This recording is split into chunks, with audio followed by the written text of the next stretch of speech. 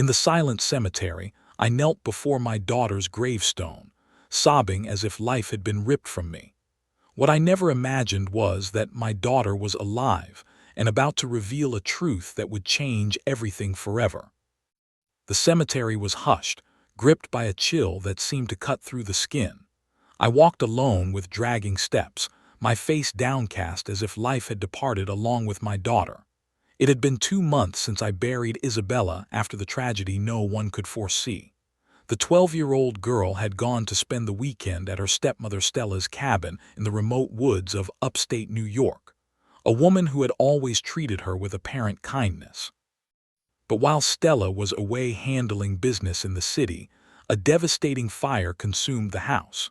Firefighters found unrecognizable rubble and among it, the girl's personal belongings. I didn't question it, accepting the death, drowned in grief. Since then, I survived on the almost maternal affection of my wife Stella, who blamed herself for not being there, and on the firm support of Mark, my brother, 2 years younger and business partner, who repeated every day, "I'll handle the company. You just try to stay on your feet. I'm with you, brother." Kneeling before the gravestone, I let the weight of it all crush me at once. I ran my fingers over the cold inscription, murmuring between sobs, "Beloved daughter, rest in peace." How am I supposed to rest, daughter, if you're not here anymore? The tears fell unchecked. I pulled a silver bracelet from my pocket, the gift I'd given her on her last birthday, and held it as if it were the girl's little hand. "You promised you'd never leave me, remember? And now I don't know how to breathe without you," I whispered with a broken voice, my shoulders shaking. Inside, a whirlwind of thoughts devoured me. What if I'd gone with her? What if I'd arrived in time? The guilt wouldn't leave me in peace. I felt like a failed father, unable to protect the one I loved most. My chest burned with the same fury that had devoured the cabin. "I'd give everything, my girl, everything, if I could hug you one more time," I confessed, looking at the sky as if expecting an answer. And it was precisely at that moment when the impossible happened. A few yards behind a sturdy tree, Isabella was alive, thin with teary eyes fixed on me in silence. The girl had managed to escape from where she was held prisoner. Her heart pounded so hard it seemed ready to burst from her chest. Her fingers clung to the tree bark while discreet tears rolled down her face. Seeing her father like that, shattered, was a torture no child should face. She took a step forward but retreated immediately, swallowing a sob. Her thoughts tumbled over each other. Run, hug him, show him you're alive. No, I can't. If they find out I escaped, they might hurt him too. The dilemma crushed her. She wanted to scream, say she was there, but she knew that hug could cost too dearly. From where she stood, Isabella could hear my broken voice repeating, "I promise you, daughter, I'll go on, even if I feel like I've already died inside." With every word, the urge to reveal herself became unbearable. She bit her lips until she tasted blood, trying to contain the impulse. The love that bound us was so strong it seemed impossible to resist. Still, she stayed motionless, prisoner of a fear greater than nostalgia. As I rose with difficulty, tucking the bracelet against my chest like a talisman, Isabella closed her eyes and let another tear escape.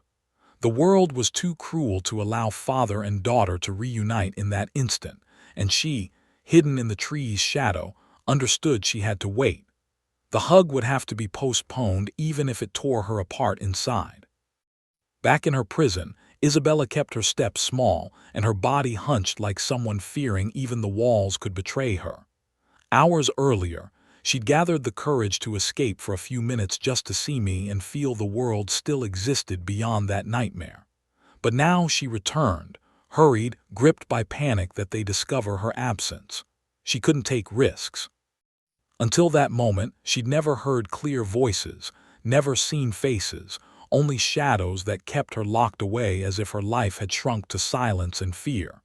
She still didn't know who her kidnappers were, but that night, everything would change. She lay on the worn mattress, pretending to sleep. The dark room felt like an airless tomb. Isabella squeezed her eyes shut, but her ears caught an unexpected sound. Laughter, voices, muffled conversation from the hallway. Her heart raced. She sat up slowly, as if every movement could be a fatal mistake. She slid her bare feet across the cold floor and approached the slightly ajar door. Yellowish light from the living room filtered through the crack. She drew closer, and the words she heard changed her life forever.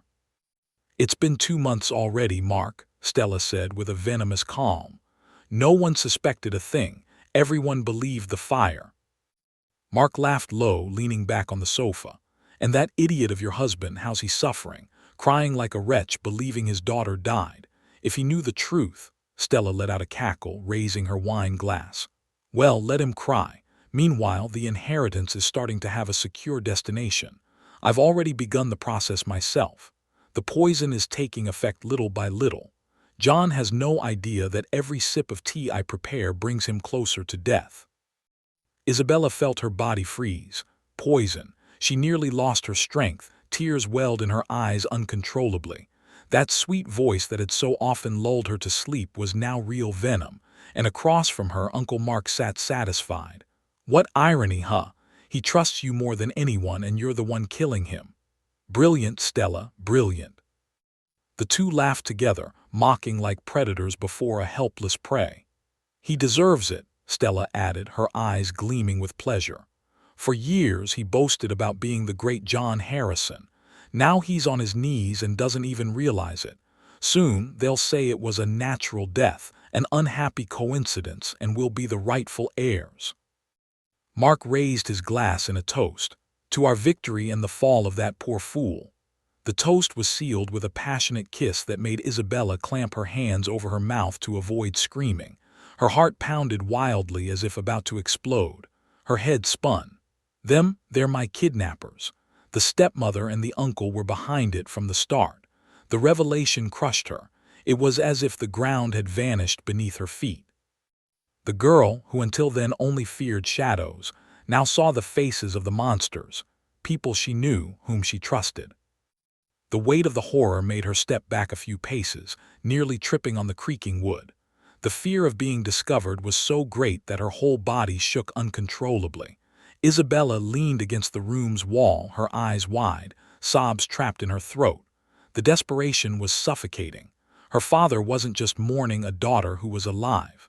He was also drinking his own death sentence every day. "They're going to kill him. They're going to kill him, and I can't let that happen," she thought with her mind in turmoil. The crying ran hot down her face, but along with it sparked something different.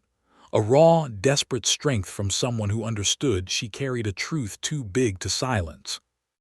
While in the living room, the traitors toasted like victors. Isabella curled up on the mattress, feigning sleep, praying no one noticed her wakefulness. But inside she knew my life hung by a thread, and only she, a scared, thin girl full of fear, could stop the next blow. The night stretched like an endless veil, and Isabella lay motionless on the hard mattress, her eyes fixed on the narrow window, looking outside. Stella and Mark's words hammered in her mind relentlessly like a cruel sentence. "They killed my childhood, lied to my dad, and now they want to take his life too." Each thought was a blow to her heart. Her thin body trembled, but her soul burned with a desperation that no longer fit in her chest. She knew if she stayed there, it would be too late. The courage she never imagined having was born amid the fear. With cautious movements, she waited until the silence became absolute. The laughter ceased, the footsteps faded, and only the distant sound of wind against the windows remained. Isabella got up, approached the back window, and slowly pushed the rusted wood. The creak sounded too loud, and she froze. Her heart seemed about to explode. No noise followed. She gathered strength, breathed deep, and slipped outside, falling onto the cold grass. The impact made her bite her lips, but she didn't dare let out a whimper. She stayed on her knees for a moment, looking back as if expecting them to appear any second. Then she ran. The path through the forest was harsh. Every branch snapping under her feet seemed to betray her escape. The cold cut her skin and stones hurt the soles of her bare feet, but she didn't stop. The love for her father was greater than any pain. "I have to reach him. I have to save his life. They've already started poisoning him." Her mind repeated like a frantic drum, and her thin legs, though shaky, obeyed the urgency. The early morning was long. The darkness seemed infinite and hunger weighed on her, but nothing would make her give up. When the sky began to lighten, Isabella finally spotted the first streets of the city. Her heart beat even harder and tears of relief mixed with sweat and exhaustion. Stumbling, she reached the entrance of my mansion. The tall gate seemed impossible, but her will was greater than all. She gathered her last strength and pounded on the door, first softly, then with more desperation. "Dad, Dad," she murmured low without even realizing. Footsteps sounded from the other side. Her heart nearly stopped. The door opened and there I was, worn down with sunken eyes and a tired face. But upon seeing my daughter, I froze as if struck by lightning. My mouth opened silently, my hands trembled. "Isabella," the voice came out like a whisper, incredulous. She, without thinking, threw herself into my arms, and the clash turned into an explosion of emotion. The hug was so strong it seemed to want to stitch every piece of pain in both of us. I sobbed loudly, my beard soaked in tears, repeating nonstop, "It's you, my daughter. It's you, my God. I can't believe it." Isabella cried into my chest, finally safe, breathing that scent of home she'd thought lost forever. For long minutes we stayed clutched as if the world had vanished. But amid the crying, Isabella lifted her face and spoke between sobs. "Dad, listen to me. I didn't die in that fire because I was never alone there. It was all planned. Stella, Uncle Mark, they set the fire to fake my death." I held her by the shoulders, my eyes wide open, unable to process. "What are you saying? Stella, Mark?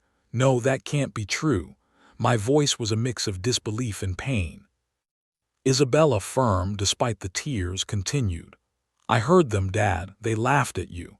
They said 2 months have passed and no one suspected anything. And it's not just that. Stella's already started poisoning you.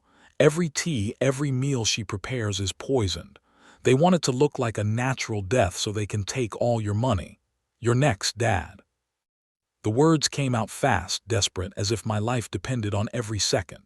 I stepped back, bringing my hands to my face, and a roar of rage escaped my throat. The impact hit me like an avalanche. The man who for weeks had cried like a widower over his own daughter now felt the pain transform into fury. I clenched my fists, my gaze hardened, and the tears once of mourning were now of hate. "They'll pay. Both of them will pay for every tear I shed. For every night they stole from me with you," I said with a firm voice, almost a shout. I hugged her again, stronger than before, and added, "You did well to escape, my girl. Now it's us two, and together we'll fight." I paced back and forth in the mansion study. My face flushed, veins throbbing in my temples. My hands shook with rage, but my eyes were fixed on my daughter, who watched me silently, still agitated from the escape. The weight of the revelation was crushing, and my mind spun in 1,000 directions. "My own brother, the woman I trusted with my home, my life, traitors," I exclaimed, slamming my closed fist against the mahogany desk. The sound echoed in the room, but it wasn't louder than my accelerated breathing. Isabella approached slowly, fearing I might let impulse drive me to act without thinking. "Dad, they're dangerous. You can't go after them like this. If they know I'm alive, they'll try to silence us again," she said with a halting voice but firm. I breathed deep, ran my hands over my face, and knelt before her, holding her small hands. "You're right, daughter. I won't let them hurt you again, not if it's the last thing I do." The silence between us broke with a phrase born as a promise. Looking into her eyes, I spoke low. "If we want to win, we have to play their way. They think I'm weak, that I'm on the edge of death. Well, let's let them think that." Isabella blinked, confused. "What do you mean, Dad?" I smiled bitterly. "I'm going to pretend I'm dying. I'll give them the victory they crave until the exact moment to snatch it from their hands." The girl felt a shiver run down her spine. It was risky, too dangerous, but seeing the conviction in my eyes, she couldn't refuse. "And me? What should I do?" she asked softly. I squeezed her hands and replied firmly, "If they notice you've disappeared again, they'll suspect and probably come after you. Maybe finish what they started. I can't risk your life like that. You need to go back to where they're keeping you and stay there for 1 more week. That's the time I'll pretend to be sick until I die. After that week, escape again and meet me at the old iron bridge in Central Park in the afternoon, exactly at the spot where the old plaque is cracked. Understand. A spark of complicity began to grow between us, an alliance forged in pain. Sitting side by side, father and daughter started sketching the plan. I explained each detail calmly, but my gaze showed a man at war. I need to start looking sicker than I already do. I'll isolate myself, cancel commitments, seem fragile. They can't suspect I know anything. Isabella, with her heart racing, murmured, "But what if the poison continues?" I caressed her face and replied, "I won't touch anything from their hands, not even a glass of water from today. They think they have me in their grasp, but we're the ones pulling the strings." Tears returned to the girl's eyes, but not just from fear. There was a silent pride in her chest. For the first time, she wasn't just the protected daughter. She was part of the fight. I hugged her again, but now with different energy. It wasn't the hug of pain anymore, but of alliance. They think we're weak, Isabella, but together we're stronger than ever. In that stifling room with no witnesses but the walls, a pact was born that would change everything. Father and daughter, united not just by blood but now by the thirst for justice. Pain gave way to strategy. The morning transformed into fire, and as the sun rose through the window, illuminating us both, it was clear the traitor's fate was sealed. All that remained was waiting for the exact moment to strike. I immersed myself in the role I'd written, starting the performance with calculated precision. I canceled commitments, distanced myself from partners, and locked myself in the house as if my health were crumbling. The first news spread discreetly. Businessman John Harrison faces health issues. Little by little, the version solidified. I rehearsed in front of the mirror the short breaths, the lost gaze, the dragging steps that would convince even the most skeptical. Then came the climax of the farce. Headlines spread across radios and newspapers. John Harrison dies, victim of cardiac arrest. The country shuddered. Partners, clients, even rivals were caught by surprise. The news seemed incontestable, wrapped in carefully manipulated medical notes and statements from moved employees. In private, I watched the scene from afar, hidden, with my soul split in two.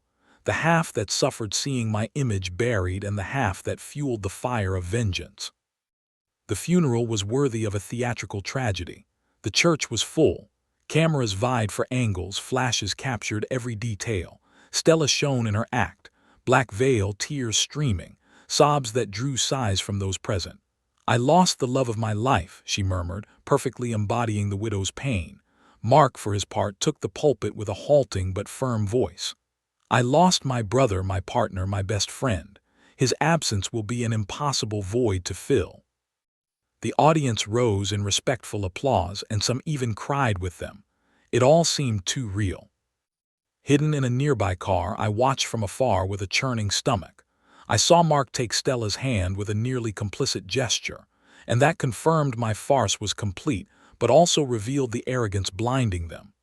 "They think they've won," I whispered through gritted teeth, my eyes gleaming with hate. It was painful to see the world mourn my death while the real enemies toasted victory. But that pain served as fuel for what would come next. After the funeral, Stella and Mark continued the performance. Backstage, they organized private meetings, exclusive dinners, toasts with imported wine. "To poor John, me," they said between muffled laughs, mocking the naivety of a man who, to the end, believed in their loyalty. The public, however, only saw two devastated heirs united in the mission to honor the fallen patriarch's legacy. The press bought the story, reinforcing the image of family tragedy hiding a macabre conspiracy. Meanwhile, Isabella lived her days in countdown. Back in the narrow room where they kept her, she repeated to herself the mantra I had given her. 1 week, just 1 week. Then I escape again and meet him at the Iron Bridge in Central Park. The girl's heart filled with anxiety and hope, even amid fear. She heard news fragments on the cabin's TV confirming my death and bit her lips until they bled to avoid crying out loud. With every heartbeat, she repeated, "They didn't win. Dad's alive. We'll beat them." The world believed the mounted spectacle, and that was the most powerful weapon father and daughter had. The stage was set. The villains already savored their victory, and the play seemed to have ended. But behind the curtain, a new scene waited to be revealed. The days after my death were heavy with silence in the mansion. Gates closed, flags at half-mast, employees walking hallways with heads down. But behind those walls, the atmosphere was different. Stella swapped mourning for silk dresses in less than a week, though she kept rehearsed tears whenever journalists appeared for quick interviews. Mark, with his serious air, took emergency meetings showing false sobriety. "We must honor my brother's memory," he said, drawing discreet applause from executives who believed they faced a broken man.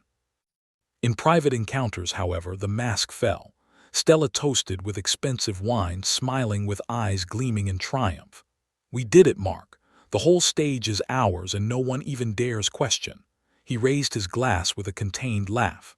"The irony is perfect. That fool crying at his daughter's grave without imagining he'd be next. Now the empire he built is within our reach. The whole world cries for John, but we're the ones alive and millionaires." The two toasted, intertwining hands like newly crowned accomplices. The anticipation grew until the big day, the inheritance probate. Renowned lawyers were summoned, journalists crowded the entrance. Influential business people filled the courtroom seats. It was the moment when my majority shareholder of the tech company and owner of an enviable estate would be legally transferred. The atmosphere was solemn, but tension ran beneath the formality like an electric current. Stella and Mark appeared impeccably dressed, him in a dark gray suit, her in a black dress, blending mourning and power. When they entered, many rose to greet them with respectful gestures. The performance worked. Everyone saw them as the surviving victims of tragedy, people who, amid pain, held posture and assumed responsibilities. Stella wiped a discreet tear before the cameras, sighing, "John always believed in this company's future. Today, we'll continue that legacy." The speech rehearsed in the mirror drew moved looks from some lawyers and flashes from photographers. Mark, with a firm voice, added, "It's what my brother would have wanted." The ceremony began. Papers were placed on the central table, and the judge presided with neutrality. Each signature was like a symbolic hammer, consolidating the theft they believed perfect. Stella leaned to write her name with elegant script, smiling sideways. Mark held the pen with the firmness of someone feeling like the owner of the world. Each stroke on paper sounded like a victory celebrated in silence.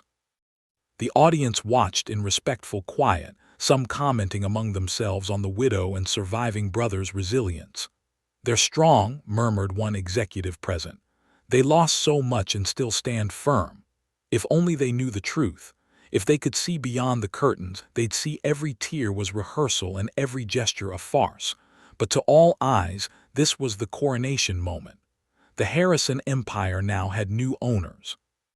When the last page was signed, the judge rose and declared the inheritance officially probated. Stella closed her eyes briefly, savoring victory, and Mark squeezed her hand discreetly under the table. "It's over," he murmured with a satisfied smile, escaping control. They believed they were at the top, untouchable, celebrating an impeccable plan's triumph. The courtroom was steeped in solemnity. Lawyers gathering papers, business people murmuring, journalists sharpening pens for the day's story. The judge wrapped the ceremony with normal airs. Stella sat like a haughty widow, letting a calculated sigh escape, while Mark, upright in his chair, already behaved as the new family pillar. Everything seemed consolidated, a closed chapter, until suddenly a boom made everyone's hearts race. The courtroom doors burst open violently, slamming the wall with force. The noise thundered, papers flew from tables, glasses spilled, and the whole room turned to the entrance. The air seemed to vanish when John Harrison, appeared, walking with firm steps, eyes burning like embers. At my side, hand in hand, Isabella, the girl presumed dead, crossed the aisle with head high, tears shining in her eyes. The shock was so brutal that a deafening murmur invaded the place. Cries of disbelief, cameras firing non-stop, people rising from chairs in panic. Stella let out a choked scream, bringing hands to her mouth like seeing a ghost. "This "This is impossible," she stammered with trembling lips, her body leaning back in the chair. Mark went livid, sweat beading on his forehead. He tried to stand but nearly fell, clutching the table to avoid collapsing. "It's a trick! It's a farce!" he yelled with a panicked voice, seeking support with his gaze, but no one responded. All eyes were fixed on them with a mix of horror and revulsion. I took the microphone, my face gripped by a fury I'd never shown publicly. My voice, laden with indignation, echoed in the room. For 2 months they mourned my death. For 2 months they believed my daughter was taken by tragedy, but it was all just a repugnant performance planned by the woman I called wife and the brother I called blood. The audience exploded in murmurs and exclamations, but I raised my hand, my voice rising like a roar. They planned every detail. The fire, my daughter's kidnapping, even my death with slow, cruel poison that I drank, trusting those treacherous hands.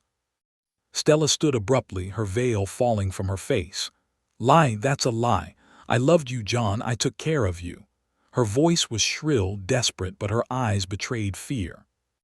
Mark also tried to react, shouting, "They made it all up. This is a show to destroy us." But no one believed them. I advanced toward them, my voice heavy with pain and rage. "You mocked me, laughed at my pain while I cried at my daughter's grave, used my love, my trust to try burying me alive." Isabella, her face soaked in tears, approached the microphone. The girl seemed fragile, but her voice cut the room like a sword. "I was there. They locked me up, kept me hidden. I heard them celebrating, laughing at my dad. They said they were going to kill him too, to take everything. They don't deserve mercy." The impact of her words was devastating. Some present began shouting in revulsion. Others rose indignant, and journalists rushed to record every word, every tear from the girl. On the screens, documents, audios, and images began appearing, evidence gathered by Isabella and me, including secret recordings from a hidden camera in the cabin that captured their confessions. Stella tried to advance, shouting, "This is manipulation, it's a lie." But she was restrained by approaching police. Mark, pale, still tried excusing himself. "I'm innocent, it's her. That woman, she invented everything."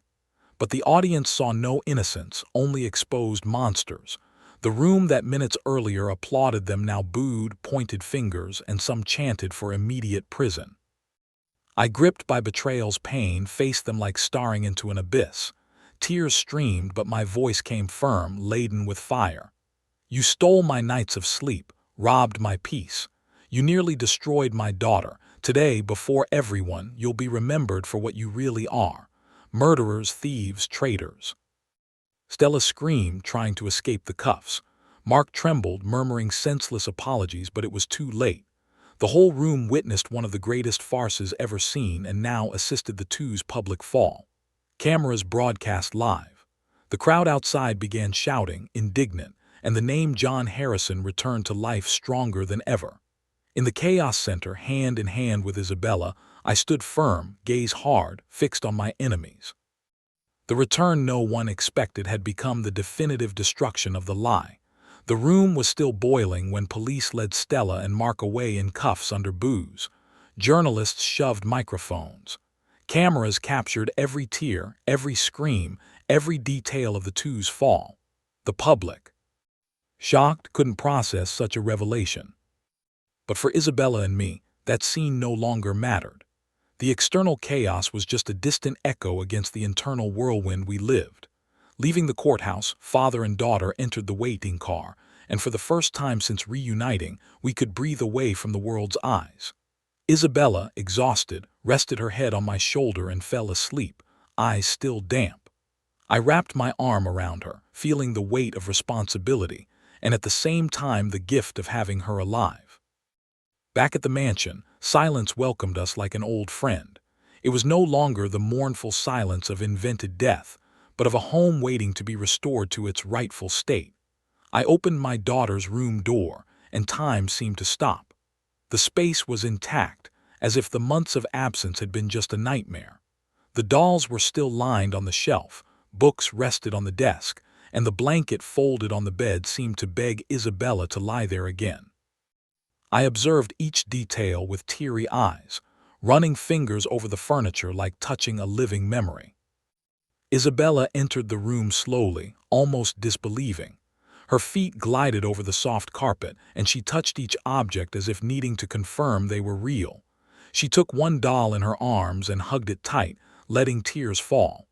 "I thought I'd never see this again, Dad," she said softly with a tight throat. I approached, knelt before her, and held her face gently. "I thought I'd never see you again, daughter, but you're here, and that's all that matters." The girl, tired of so much fear and struggle, finally allowed herself to surrender to safety. She climbed into bed, pulled the blanket over herself, and in minutes her eyes closed. I stayed seated beside her, just watching the peaceful breathing I'd longed to see again. My chest, once a battlefield of pain, now filled with a new, fragile but real peace. I ran my hand through her hair, murmuring, "Sleep, my girl. I'm here now. No one will take you from me again." In the living room, the phone rang nonstop. Journalists, lawyers, friends, and the curious wanted news of the scandal, but I didn't answer. For the first time in months, nothing had higher priority than my daughter sleeping at home. I walked to the window and watched the moonlit garden. The night's silence was a balm, a truce after weeks of storm. Deep down, I knew the coming days would bring challenges, dealing with the press, restoring the company, facing betrayals, ghosts. But in that instant, I decided the future could wait. The clock marked late night when I returned to the room and reclined in the armchair by the bed. I closed my eyes but didn't sleep. Each sigh from my daughter sounded like music. Each movement was a reminder that life still had meaning. The past wouldn't be forgotten, but now there was something greater, the chance to start over. "We won, Isabella," I murmured softly, though I knew the battle had cost dearly. Dawn brought soft light invading the room. Isabella woke sleepy and saw me seated, exhausted but smiling. She ran to me and hugged tight. I lifted my daughter in my arms, spinning her like before when life was simple. Both laughed through tears, and in that instant it seemed the world's weight finally lifted. The room was no longer a frozen memory. It was the start of a new phase. The next morning, the sky dawned clear, as if the universe itself announced a new time. Isabella and I walked side by side to the cemetery in silence, each step laden with memories and meanings. The iron gate creaked open and the cold wind brought back echoes of painful days. The girl clutched my hand tight as one who never wants to let go. And there, before the gravestone inscribed Isabella Harrison, "Rest in peace," my heart tightened one last time. I looked at the cold stone, and my face contracted in indignation. That inscription was more than a lie. It was an invisible prison that had suffocated us both for 2 months. Without a word, I approached, placed hands on the marble, and pushed with all remaining strength. The dry sound of the stone falling echoed in the cemetery like thunder, ending an era. The gravestone broke in two, scattering fragments on the ground. The following silence was heavy, but also liberating. Isabella stepped back, surprised by the act, but soon felt a wave of relief course through her body. The stone that buried her alive no longer existed. She raised eyes to me and with a trembling voice declared, "I wasn't born to be buried, Dad. I was born to live." Her words, simple and pure, pierced me like an arrow. I drew her close, hugging with all the strength of a heart in reconstruction. With teary eyes, I replied, my voice firm and broken at once, "And I'll live to see you grow. I'll be in every step, every dream, every victory of yours. Nothing, not even death, will take me from you again." Isabella pressed against my chest, feeling my heartbeat in sync with hers. It was the sound of an eternal promise, sealed not just with words, but with the life we'd both chosen to reclaim. Around us, the cemetery seemed to witness a story's rebirth. Where mourning once reigned, hope now bloomed. The wind blew softly, lifting dry leaves that danced in the air as if destiny itself decided to rewrite our narrative. Father and daughter stayed embraced, allowing ourselves to cry and smile at once. The falling tears were no longer of pain, but liberation. I lifted my face and contemplated the horizon. There were wounds time would never erase. My brother's betrayal, Stella's poison, the endless nights of mourning. But in that instant I understood life wasn't summed in losses. Life was in the small hand holding mine, in the courage of the girl who'd survived the impossible, in the faith there'd always be a tomorrow to rebuild. I inhaled deeply and felt something I hadn't in months. Peace. Isabella smiled, and the two of us walked toward the cemetery exit, leaving the broken grave behind, a symbol of a lie finally destroyed. Each step affirmed the future belonged to us. Darkness had tried to swallow us but failed. Love, truth, and courage had spoken louder, and together, father and daughter, we moved forward, ready to start anew. Because some stories don't end with death. They begin again when you choose to live. If you have made it this far and want to see more videos like this, then kindly subscribe and turn on notifications so you may never miss another story like this.